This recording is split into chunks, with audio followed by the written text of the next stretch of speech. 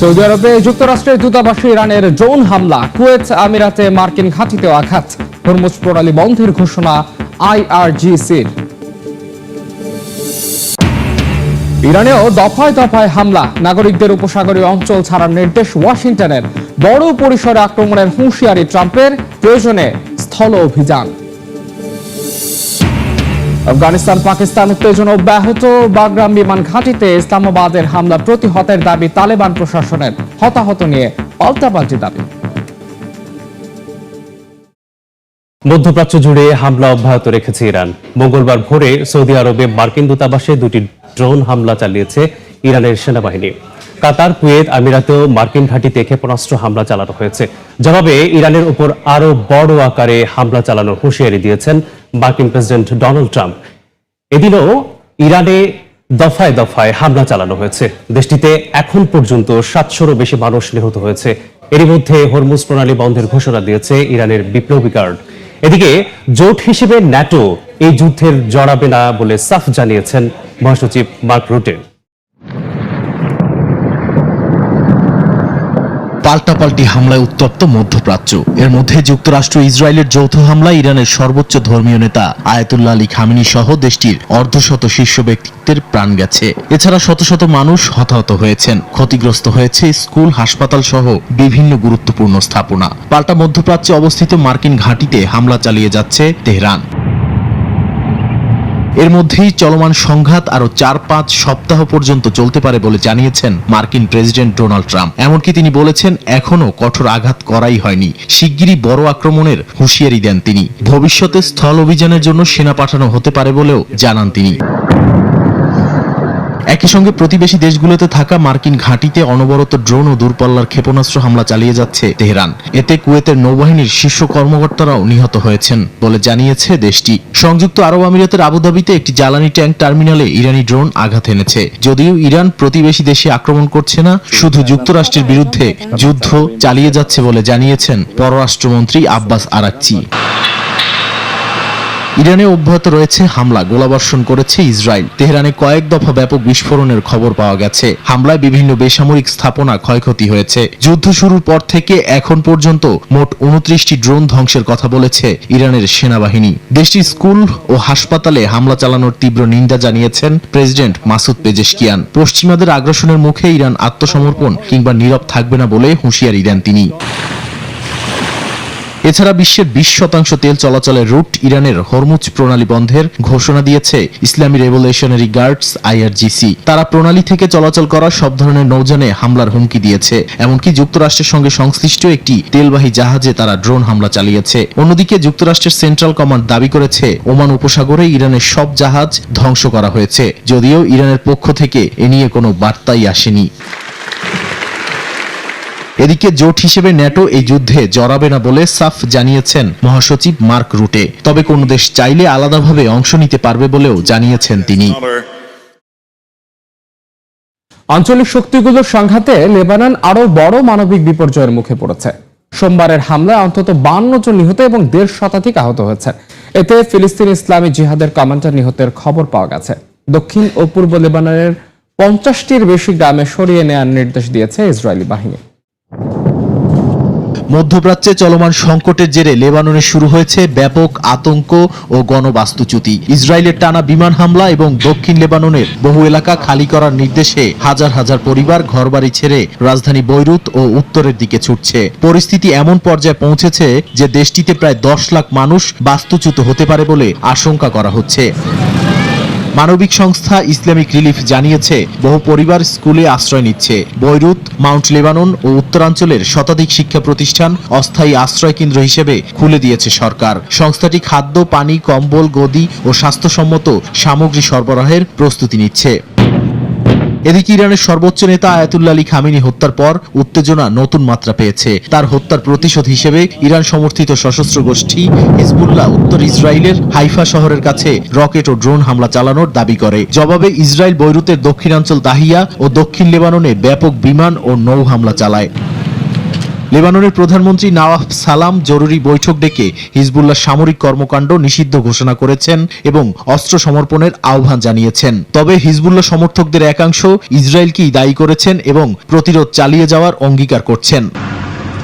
বিশ্লেষকরা বলছেন 2023-24 সালের যুদ্ধের স্মৃতি এখনো তাজা। সে সময় 4000-এর বেশি মানুষ নিহত এবং লাখো মানুষ বাস্তুচ্যুত হয়েছিল। চলমান সংঘাতে সেই ভয়াবহ পরিস্থিতির পুনরাবৃত্তির আশঙ্কা তৈরি হয়েছে। ইরানের সর্বোচ্চ নেতা আয়াতুল্লাহ আলী খামেনি হত্যার প্রতিবাদে বিক্ষোভে ফুঁসছে বিশ্বের বিভিন্ন দেশ। ইরাকের বাগদাদে মার্কিন দূতাবাস ঘিরে বিক্ষোভ করেন হাজারো মানুষ। পাকিস্তানের বিভিন্ন শহরে বিক্ষোভে পুলিশের সঙ্গে সংঘাতে নিহতের সংখ্যা বেড়ে দাঁড়িয়েছে 21 জনে। বিক্ষোভ হয়েছে ইয়েমেনে, তুরস্কে এবং মালয়েশিয়াতেও। ইরানের সর্বোচ্চ নেতা আয়াতুল্লাহ আলী খামেনি হত্যার প্রতিবাদে ক্ষোভ ছড়িয়ে পড়ে ইরাকের বিভিন্ন জায়গায়। স্থানীয় সময় রোববার রাতে রাজধানী বাগদাদের কূটনৈতিক এলাকায় জড়ো হন শত শত বিক্ষোভকারী। মার্কিন দূতাবাস ঘিরে স্লোগান দিতে থাকেন তারা। পরিস্থিতি নিয়ন্ত্রণে আনতে টিয়ার গ্যাস নিক্ষেপ করে পুলিশ। বিক্ষোভ ছড়িয়েছে পাকিস্তানেও। একাধিক শহরে মার্কিন কূটনৈতিক স্থাপনার বাইরে পুলিশের সঙ্গে সংঘর্ষে জড়ায় বিক্ষোভকারীরা। দিনব্যাপী সংঘর্ষে বহু মানুষ নিহত হয়েছেন। খামেনির প্রতি শ্রদ্ধা জানান লেবাননের শত শত হিজবুল্লাহ সমর্থক। স্থানীয় সময় রোববার বৈরুতের দক্ষিণাঞ্চলে জড়ো হয়ে সমাবেশ করেন তারা। যুক্তরাষ্ট্র ও ইসরায়েলের হামলায় তার নিহত হওয়ার খবরে শোক প্রকাশ করেন তারা। এদিকে মার্কিন প্রেসিডেন্ট ডোনাল্ড ট্রাম্প ইসরায়েলের প্রধানমন্ত্রী বিনিয়ামিন নেতানিয়াহুর ছবির পোস্টার হাতে বিক্ষোভ হয়েছে তুরস্কে। বিক্ষোভকারীরা মিছিল নিয়ে ইসরায়েলি কনসুলেটের সামনে অবস্থান নেন। এ সময় ইরানের প্রতি সংহতি জানিয়ে স্লোগান দেন তারা। একাধিক বক্তা যুক্তরাষ্ট্রের নীতিকে আগ্রাসন আখ্যা দিয়ে মুসলিম বিশ্বের ঐক্যের আহ্বান জানান। আমরা এখানে এসেছি এই হত্যাযজ্ঞ, এই দমন নীতি, এই আক্রমণগুলোকে নিন্দা জানাতে, শোষিতদের জন্য একটি কণ্ঠস্বর উপস্থাপন করতে, দেখাতে চাই আমরা মুসলিম উম্মার পাশে দাঁড়াচ্ছি।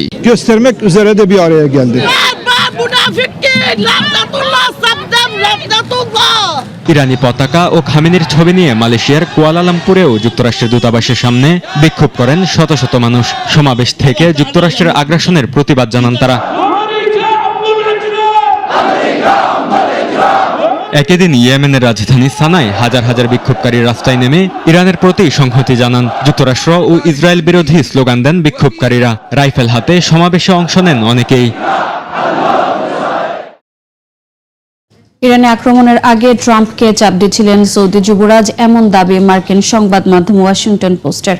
বিশ্লেষণে বলা হয়, কয়েক সপ্তাহ ধরে ইরানে হামলার জন্য যুক্তরাষ্ট্রকে চাপ দিচ্ছিল সৌদি আরব ও ইসরায়েল। 4টি সূত্রের বরাতে প্রতিবেদনে বলা হয়েছে, গেল 1 মাসে একাধিকবার ট্রাম্পকে ফোন করে সামরিক পদক্ষেপের আহ্বান জানান সৌদি যুবরাজ মোহাম্মদ বিন সালমান। ইরানের সর্বোচ্চ নেতা আয়াতুল্লাহ আলী খামেনিকে হত্যা ও দেশটির ইসলামী শাসক গোষ্ঠীকে ক্ষমতাচ্যুত করতে হামলার জন্য কয়েক সপ্তাহ ধরে চাপ দিয়ে যাচ্ছিল সৌদি আরব। মার্কিন সংবাদ মাধ্যম ওয়াশিংটন পোস্টের বিশ্লেষণে উঠে এসেছে এমন তথ্য। 4টি সূত্রের বরাতে প্রতিবেদনে দাবি, সৌদি যুবরাজ মোহাম্মদ বিন সালমান গত 1 মাসে একাধিকবার ট্রাম্পকে ফোন করে সামরিক পদক্ষেপের আহ্বান জানান। একই সময়ে প্রকাশ্যে তিনি কূটনৈতিক সমাধানের পক্ষে অবস্থান নেন। ইসরায়েলের প্রধানমন্ত্রী বিনিয়ামিন নেতানিয়াহু ইরানকে অস্তিত্বের হুমকি আখ্যা দিয়ে হামলার পক্ষে যুক্তরাষ্ট্রকে উৎসাহিত করেন। প্রতিবেদনে আরো বলা হয়, জানুয়ারিতে ওয়াশিংটনে বৈঠকে সৌদি যুবরাজ সতর্ক করেছিলেন, এখন আঘাত না করলে ইরান আরো শক্তিশালী হবে। তবে একই সময়ে রিয়াদ ঘোষণা দেয়, ইরানের বিরুদ্ধে কোনো হামলায় তাদের আকাশসীমা ব্যবহার করতে দেয়া হবে না। বিশ্লেষকদের মতে, জ্বালানি অবকাঠামো সুরক্ষা এবং তেহরানকে প্রতিদ্বন্দ্বী হিসেবে দেখার কৌশলগত ভারসাম্য থেকেই এমন দ্বৈত বার্তা এসেছে। গেল শনিবার যুক্তরাষ্ট্র ও ইসরায়েল ইরানে ব্যাপক সামরিক হামলা চালায়। হামলায় নিহত হন ইরানের ক্ষমতায় থাকা দেশটির সর্বোচ্চ ধর্মীয় নেতা Ayatollah Ali Khamenei. Ayatollah Ali Khamenei নিহতের পর ইরানের পরবর্তী সর্বোচ্চ নেতা কে হচ্ছেন তা নিয়ে আলোচনা চলছে দেশটির বিভিন্ন গণমাধ্যমের তথ্য মতে। পরবর্তী সর্বোচ্চ নেতা হিসেবে বেশ কয়েকজন প্রভাবশালী ব্যক্তির নাম শোনা যাচ্ছে। তালিকায় সবচেয়ে এগিয়ে রয়েছেন খামেনির পুত্র মোস্তফা খামেনি, যার সাথে বিপ্লবী গার্ড বাহিনীর গভীর সম্পর্ক রয়েছে। যুক্তরাষ্ট্র ও ইসরায়েলের হামলায় সর্বোচ্চ ধর্মীয় নেতা আয়াতুল্লাহ আলী খামেনির মৃত্যুর পর ইরান এক চরম রাজনৈতিক ক্রান্তিকালে পদার্পণ করেছে। কে হবেন দেশটির পরবর্তী সর্বোচ্চ নেতা, সেই প্রশ্ন ঘুরপাক খাচ্ছে। 3 যুগেরও বেশি সময় ধরে দেশ শাসন করা খামেনি আনুষ্ঠানিকভাবে কোনো উত্তরসূরির নাম ঘোষণা করে যাননি। ফলে নতুন সর্বোচ্চ নেতা নির্বাচনের দায়িত্ব পড়বে 88 জন জ্যেষ্ঠ আলেমের সমন্বয়ে গঠিত নির্বাচিত সংস্থা অ্যাসেম্বলি অব এক্সপার্টস এর ওপর। সংবিধানে নির্ধারিত যোগ্যতার ভিত্তিতে বিশেষজ্ঞ আলেমদের কাউন্সিলকে নতুন সর্বোচ্চ নেতা নির্বাচন করতে হবে। তবে শর্ত হলো নতুন নেতাকে অবশ্যই পুরুষ হতে হবে, ধর্মীয় আলেম হতে হবে এবং তার মধ্যে রাজনৈতিক দক্ষতা, নৈতিক কর্তৃত্ব ও ইসলামী প্রজাতন্ত্রের প্রতি অটল অনুগত্য থাকতে হবে। পরবর্তী সর্বোচ্চ নেতা হিসেবে বেশ কয়েকজন প্রভাবশালী ব্যক্তির নাম বর্তমানে আলোচনায় রয়েছে। তালিকায় সবচেয়ে এগিয়ে রয়েছেন খামেনির পুত্র মোস্তফা খামেনি, যার সাথে বিপ্লবী গার্ড বাহিনীর গভীর সম্পর্ক রয়েছে। এরপরে আলী রেজা আরাফির নাম আলোচনায় রয়েছে। খামেনির ঘনিষ্ঠ হিসেবে পরিচিত আরাফি একজন প্রতিষ্ঠিত আলেম, সরকারি বিভিন্ন প্রতিষ্ঠানে কাজ করার অভিজ্ঞতা রয়েছে তার। বর্তমানে আরাফি অ্যাসেম্বলি অব এক্সপার্টসের ডেপুটি চেয়ারম্যান হিসেবে দায়িত্ব পালন করছেন। সর্বোচ্চ নেতা হওয়ার দৌড়ে আছেন মোহাম্মদ মেহেদী মীর বাঘেরি। তিনি ধর্মীয় প্রতিষ্ঠানের সবচেয়ে রক্ষণশীল ধারার প্রতিনিধি হিসেবে পরিচিত। বর্তমানে তিনি ইসলামিক সায়েন্স একাডেমির প্রধান হিসেবে দায়িত্ব পালন করছেন। ইসলামী প্রজাতন্ত্রের প্রতিষ্ঠাতা আয়াতুল্লাহ রুহুল্লাহ খামেনির নাতি হাসান খামেনির নামও শোনা যাচ্ছে, যদিও তিনি সরকারি কোনো পদে নিযুক্ত নন। দেশের নিরাপত্তা কাঠামো বা শাসকদের সঙ্গে তার প্রভাব সীমিত বলে মনে করা হয়। এছাড়াও তালিকায় রয়েছেন বর্তমান প্রধান বিচারপতি গোলাম হোসেন মহসেনী এজেই। তিনি 1991 থেকে 1994 সাল পর্যন্ত গোয়েন্দা মন্ত্রণালয়ের বিচার বিভাগের প্রধান হিসেবে দায়িত্ব পালন করেছেন। নতুন নেতা নির্বাচিত না হওয়া পর্যন্ত বর্তমানে একটি অন্তর্বর্তীকালীন কাউন্সিল দেশের শাসনভার পরিচালনা করবে। এই কাউন্সিলে রয়েছেন বর্তমান প্রেসিডেন্ট মাসুদ পেজিশকিয়ান, প্রধান বিচারপতি গোলাম হোসেন মহসেনী এজেই এবং গার্ডিয়ান কাউন্সিলের একজন ফকিহ। এই পরিষদ নতুন নেতা নিয়োগ না হওয়া পর্যন্ত রাষ্ট্রের গুরুত্বপূর্ণ সিদ্ধান্ত গ্রহণ ও তদারকি করবে। ইরানের সর্বোচ্চ ধর্মীয় নেতা আয়াতুল্লাহ আলী খামেনি সহ কয়েকজন শীর্ষ কর্মকর্তাকে হত্যার আগে যুক্তরাষ্ট্র ও ইসরায়েলের মধ্যে গোয়েন্দা তথ্য আদান প্রদান হয়। মার্কিন গোয়েন্দা সংস্থা সিআইএ ইসরায়েলকে খামেনি সহ গুরুত্বপূর্ণ নেতাদের অবস্থান সম্পর্কে তথ্য প্রদান করে। সেই খবরের ভিত্তিতে যৌথ হামলা চালায় যুক্তরাষ্ট্র ও ইসরায়েল।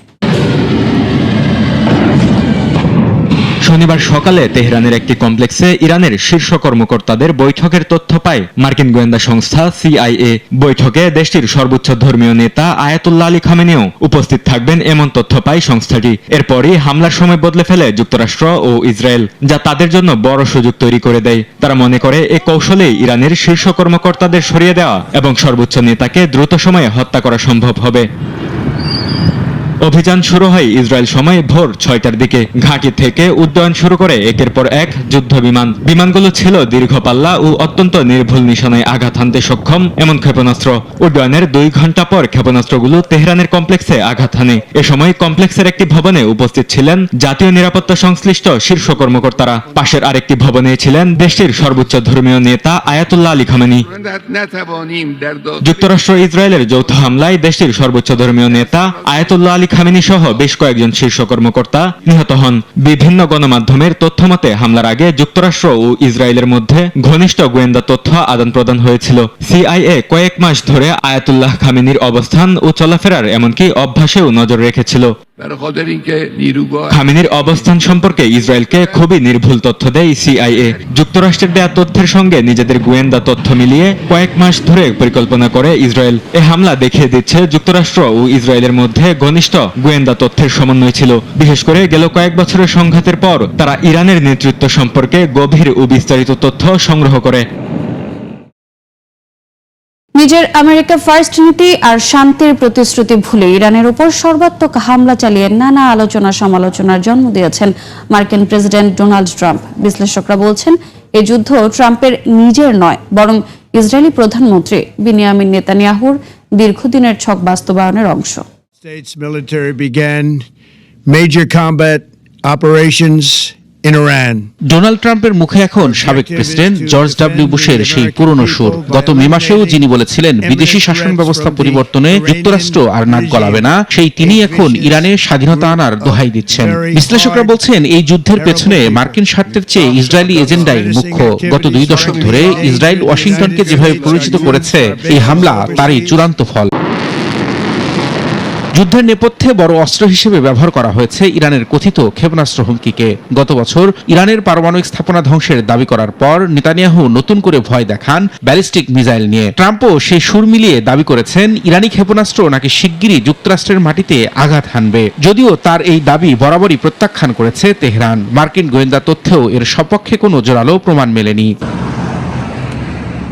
সবচেয়ে আশ্চর্যজনক বিষয় হলো, যখন ওমানের মধ্যস্থতায় তেহরান ও ওয়াশিংটনের মধ্যে ফলপ্রসূ কূটনৈতিক আলোচনা চলছিল, ঠিক তখনই শুরু হলো এই আক্রমণ। ন্যাশনাল ইরানিয়ান আমেরিকান কাউন্সিলের জামাল আবদি মনে করেন, কোনো কূটনৈতিক সমাধান যেন না হয় সেটি নিশ্চিত করতেই আলোচনার মাঝপথে যুদ্ধ শুরু করা হয়েছে। ট্রাম্পের নিজস্ব ন্যাশনাল সিকিউরিটি স্ট্র্যাটেজি যেখানে মধ্যপ্রাচ্যকে গুরুত্ব না দেওয়ার কথা বলেছিল, সেখানে এই যুদ্ধ মার্কিন জনগণের ইচ্ছারই পরিপন্থী বলে মনে করেন অনেকে। জনমত জরিপে মাত্র 21% মার্কিন নাগরিক এই যুদ্ধের পক্ষে মত দিলেও ট্রাম্প একে বলেছেন মহৎ মিশন। নিজ দেশের সীমানা ছেড়ে 1000 মাইল দূরের এই সংঘাত শেষ পর্যন্ত যুক্তরাষ্ট্রকে কি দেবে, নাকি আরও একটি দীর্ঘস্থায়ী সামরিক চোরাবালিতে আটকে যাবে যুক্তরাষ্ট্র? সে প্রশ্নই এখন বড় হয়ে দেখা দিয়েছে। ইরান যুদ্ধ শুরুর পর আবারও আলোচনায় হরমুজ প্রণালী। হরমুজের কাছে কমপক্ষে 3টি জাহাজে হামলার পর বিশ্বব্যাপী বাড়ছে অপরিশোধিত জ্বালানি তেলের দাম। সংঘাত দীর্ঘ হলে প্রতি ব্যারেলের দাম $100 ছাড়াতে পারে বলে সতর্ক করেছেন বিশ্লেষকরা। যুক্তরাষ্ট্র ও ইসরায়েলের চলমান হামলার জেরে মধ্যপ্রাচ্য জুড়ে হামলা চালাচ্ছে ইরান। এমন পরিস্থিতিতে আবারও আলোচনার কেন্দ্রে চলে এসেছে হরমুজ প্রণালী। বিশ্বে প্রায় 20% তেল ও গ্যাস পরিবহন হয় প্রণালীর কাছে কমপক্ষে 3টি জাহাজে হামলার পর বিশ্বব্যাপী জ্বালানি তেলের দাম বাড়ছে। বার্তা সংস্থা রয়টার্স জানায়, সোমবার সকালে প্রতি ব্যারেল ব্রেন্ট ক্রুডের দাম 4.5% বেড়ে $76 দাঁড়িয়েছে। আর ওয়েস্ট টেক্সাস ইন্টারমিডিয়েটের দাম 3.9% বেড়ে ব্যারেল প্রতি দাঁড়িয়েছে $69.59।